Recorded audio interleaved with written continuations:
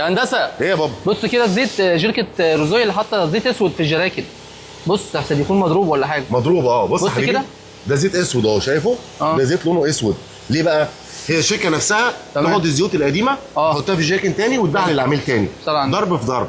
بص يا حبيبي عشان بس انت تركز في النقطه دي، ار زد 400 من شركه روزويل عامله زيت بتقنيه الماده اللي فيه او الاضافه اللي فيه MOS.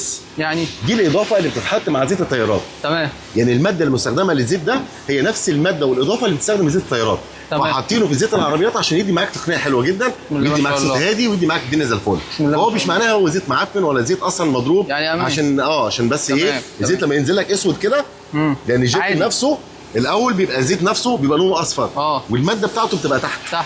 لازم ترج الجاكن الاول. في ناس بقى تقول لك الله هو لما يجي يتحط في الموتور الماده دي هتقوم نازله تحت، ولازم ترج العربيه ولازم تقلب لي العربيه. ايوه حبيبي طول ما الزيت دخل ترمبه الزيت قلبت الزيت كله، خلاص الموضوع انتهى. لان الماده دي لما بتتفاعل مع الزيت خلاص اتمسكت كلها مع بعض. مفيش حاجه بقى اسمها ان العربيه تبقى واقفه ولازم تمسك اتنين وترج لي العربيه وانت بتدور. مفيش الكلام ده. رج الجاكن ما ترجش العربيه.